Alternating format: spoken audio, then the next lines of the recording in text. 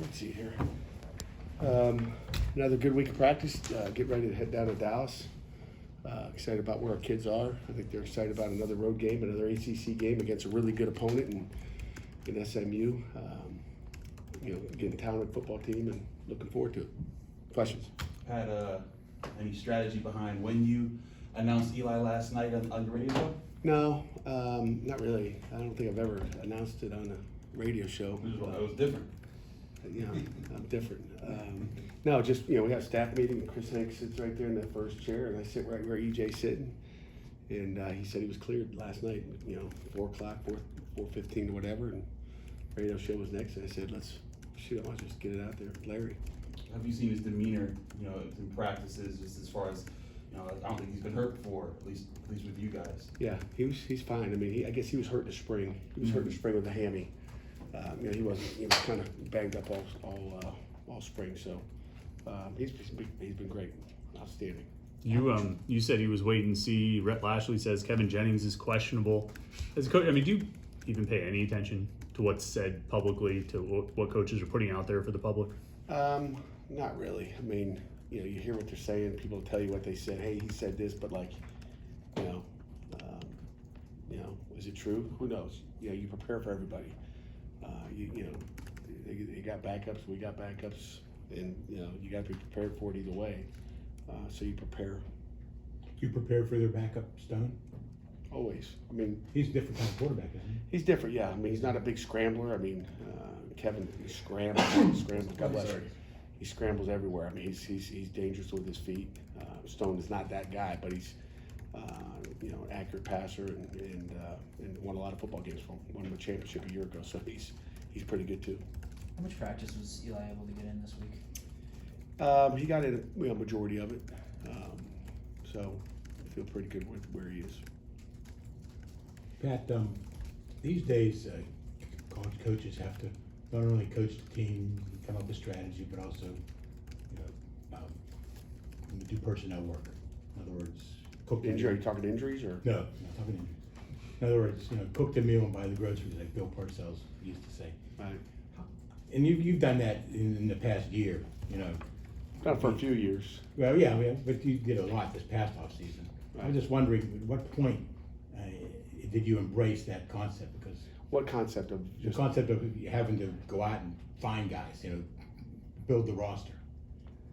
Not just with high school guys, but with guys who can help you right away. Yeah, we've done that for years. I mean, I did that back at Rhode Island. We had to go out and build the roster. I mean, that's what we do as coaches. That's the strategy of what you do. It's recruiting. Whether it's high school kids or transfers, that process is still never changed. I mean, it's the same way. I mean, nothing changes. It's a quicker process. Maybe at the end of December before school starts in January, it's a quicker process. But you got to do your homework and make the right calls. Nick James, for example. Like that stuff happens well. We got him. I remember being in a car with Charlie Partridge somewhere. I don't even know where we were, and talking to Tom Allen about him. Just to do your homework. But I mean, we've been doing that for years of just calling as many people. Hey, tell me about this kid. I see the tape. Now tell me about who he is. And and Tom Allen raved about the kid. And guess what? Tom Allen was right. So I trust Tom Allen. But it's different these days, isn't it? I mean, it's different with the transfer portal. There's no question. I mean, let's get on to football. I mean, what are we talking about? Transfer portal. We get it. Let's get on to football here. But it's different. But every day's different. I mean, the world is different. We live in a different world. You got to embrace whatever the yuck is for the day, and you just embrace what's going on. It doesn't matter whether it's a football game, whether it's the weather in Dallas. It doesn't matter what the weather's going to be like. We got to go play in it and prepare our kids for it. So it's every day is a different day. You're checking the weather every day, looking at the recruiting landscape, whatever it may be. You guys in SMU are two of the top intercepting teams in the ACC. What do they do that's special at getting after the football and defense? They play fast. They put pressure on the quarterback. I think interceptions start with heating up a quarterback a little bit, but they're fast. They got good ball skills, which helps, and they keep it simple. And their guys know how to play. They play fast. It's a fast team, and again, they got a fast team that they allow to play fast. You say it's similar to your style of play? Yes. I mean, they keep it simple and let their guys go play. I think they know what they're doing. with all the transfers they have on defense, they better keep it simple. Some people try to junk it up, but they keep it simple. They have an identity on defense. They know what it is, and they do a good job. And I would think anybody you talk to would tell you Pitt has an identity, and they do what they do. They don't change, who they are week to week. I think that's what gives our guys an opportunity to go play fast, and also not worry about what they're doing, but worry about what the offense is doing. We have our defense studying offenses. Okay. Kyle Lewis is in that meeting room over there every morning at 6 o'clock. Like I walk in there, I'm like, he's got his hood on, he's in the dark, and he's watching videotape, and like he lives in there. And that's one guy at least I see early in the morning. That's his time. Everybody's got time, but Kyle's not in there saying, Coach Man, like on this blitz or on this, what do I do? Like we're not busy coaching scheme during the year. We're busy coaching offense. As far as the defense goes. With those similarities, does it make it between their defense and your defense? Does it make it somewhat easier to prepare for, knowing that you guys go against it every day in practice? Yeah, they're not. They're not like us structurally. Mm-hmm. I mean, they're 4 down. Like we are, but they're coverage wise, they're a little bit different. I mean, there's always different nuances that people are going to have. So they're not identical to what we do, Mm-hmm. but they have an identity, and what they like to do, and they're going to keep doing it because it's been really good for them. What do you know about the noise in this stadium? It's a 32,000 capacity stadium. Yeah, I mean we've heard here it's noisy, and we're prepared for we prepared for noise. To me I think it's similar to like Cincinnati, which has some good sound to it, but it's not 75,000 people. So we've played in different places, but we're prepared for the noise. And sometimes it could be the speakers. You never know what noise you're going to get, so we're prepared for it to be loud. It's supposed to be a good crowd, weather permitting. So we're excited. When you get here early in the morning, is Kyle the first person you see usually, or is it different guys here and there? It's different guys, but if I go in to see Coach Manny, he's just a guy in there. I don't go in there every morning and look to see if Kyle will show up today. But yeah, you see different people every morning. It's really coffee first, and then who do I need to see today? No donuts? What's on my mind? No donuts for me. Outside of the big runs, big touchdown runs from Dez from time to time, do you feel like the run game is where it needs to be at as of late? Not really. I mean, it's not where you want it to be. But pass game isn't either. Run defense isn't either, and pass defense isn't either. I've had people say it's the best pass defense. We got things we can continue to get better at. So it's you're never satisfied. But I think last week when you look at it, 46 plays, nothing's going to be what you want. I mean, it's just the rhythm of how an offense moves and being on the field, and whether it's the first half with the interceptions or the second half with the first series of the second half is a 9.5 minute drive that just ate up a lot of clock. I'm like 9.5 minutes. This game's about over. It's hard to score. We got 31 on the board already. Like, you guys can have that. So. It's not Terrence Enos' first start, but what do you say to a guy who doesn't have a ton of starting experience going into a big game like this? You know what? I don't have to say anything to it. Let me just tell you, if there's an offensive lineman that just continues to get better every day, like, it's Terrence Enos. Like, I watched him practice today. We have what we call an ACC championship period every day where we go ones on ones, and I'm watching Terrence get off the ball, and I'm like, holy cow, this dude. Like, he's, sometimes when you get that role and you have control, and it's like, hey, I'm the guy. He's got a different attitude right now as opposed to preparing like the backup left tackle. He's preparing better. He's practicing really like I'm excited about what Terrence can do for us. And again, both tackles will have they got 4 edge rushers that are really good. So they're going to have the work cut out for them this week too. So they'll have to play well. Are they mostly getting pressure with 4? Are they trying to bring extra rushers? I mean, what do you see out of SMU's They'll bring defense? extra rushers. Probably a 25% blitz team. I mean, they'll bring both free safeties. So those safeties you watch them walk up there, they're coming for a reason. So they'll bring safety blitzes. So they'll bring a little bit of everything. I'm sure they'll have something special for us.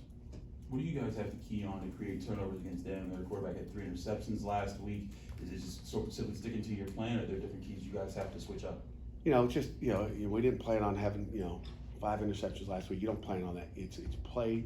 It's really about execution, and then those come. But if you start to worry about getting interceptions or I got to turn them over, things don't work out that way. And then you're missing tackles. Stop them from getting first downs. Be good on third down, but execute every play. Take one play at a time and execute. That's what it comes down to. If the interceptions come, they come. But like to have 5 in a game is good. And again, SMU had 6 in a game, so I'm assuming that that got cleaned up this week, and they'll be a lot better with protecting the ball. Is there a little different? Well, I guess this is your first Saturday night primetime game for the season. Is there a little bit of different preparation for you guys, or is it one of the same? Not really. I mean, Thursday night, Friday night, we're blind to what the day is.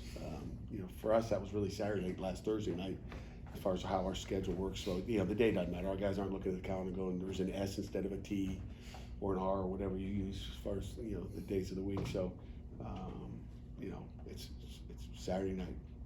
How much do you think over the last 10 years you've used disrespect as a motivational tactic with the team? I don't count them up, but I want our guys to play angry. I want them to play with an attitude and a chip on their shoulder all the time. So, we'll find different ways to piss them off, and get them angry, and feel disrespected. So, I don't know. How do you balance that though, like week to week? Because you use that you did disrespect playing one week, it might not hit as hard the next week, or or the third week or the fourth week. But finding different ways to motivate as a coach. Yep. Exactly right. There's there's different. Every week's different. Every week's a little bit different, and our motto for the year is prove it. That's right there. So just find a way to get it done and prove who you are week in and week out, because nobody cares what happened in the first 7 games. Okay, in the first 9 weeks of the season, we're into week 10 already, and all our focus is on one game. So the motivation. If you need motivated and you need a word, Chris, Chris and Chris. If you need somebody to get you mad, it's about the facts of the game. That's what, there's nothing that I'm going to say or one of our coaches is going to say that's going to get these guys revved up, ready to play. The game in itself, going to Dallas, playing a really good SMU football team, that's all you need. Like if you have a heartbeat, that's what you need. There's that clip, and somebody brought it up this week. I think it might have been the Penn State game in 16. You're like, they don't respect you. They're going to find out. Big locker room speech. Mm-hmm. Something like that. It worked that day, right? I don't know. Are you the kind of person who, before you walk into the locker room, you're thinking, all right, this is what I'm going to hit these guys with? Or you just walk in and open your mouth and... Oh, you always have a plan. You got a plan. That's half the head coach's job is to make sure you have a plan. What is the word of the day? We have a focus every day that we're focused on. And there's always a rhyme and reason for what we do. You can say the wrong things week in and week out. So there's always anytime I talk to a team, there's a plan. It's a well thought out plan of how we do it, what we do, what's said, what's not said. Eli's talked about in past games, saying that he needs to take what's there more often. He needs to see the field. He's looking for the big play too much, and just looking back at the last game, there were a couple of times that he, kind of like pump fake going deep because he realized it wasn't there, and then it kind of led to him either getting sacked, having to move around a bit. How have you seen him take that on this week, while also deal with injury, as far as trying to make sure he embraces that going into this game? Yeah, he knows what he's got to do. I think experience is the best teacher. You can do it on scout team every day, and again, our defensive line gives our quarterback our rock defense gives our quarterback a great look every week, and our offense a great look every week. But it's not the same. You can't get it like game like unless we went against our defense every day. And then you wouldn't get the defensive look that you need to look at. So. You find that out on game time. That comes with experience. That comes with, you can know when you say, I know what this is what I got to do. Then you got to go out and do it, and it's got to click. To me, it happens, because it becomes second nature to you. Habits are built on repetitions, and I think that's the main thing. I think it's reps. You may go do the same thing. It's okay. That's why they call him a redshirt freshman, right? He's not a senior. You can't expect a redshirt freshman to play like a senior every day. It's just not going to happen. Well, Kenny Pickett didn't play like that. Did you use a disrespect card this week? No. Why would I? For what? You guys are one of the. I think you guys are AP wise in history. You guys are are tied for the lowest ranking of a 7-0 team in the AP. I don't look at all. I don't look at any of that. So again, those rankings don't mean anything, guys. So don't get your feelings hurt. I don't think our kids' feelings are hurt. I don't think they feel disrespected. They're not talking about it. It's about one game. And you start thinking about other things that don't matter.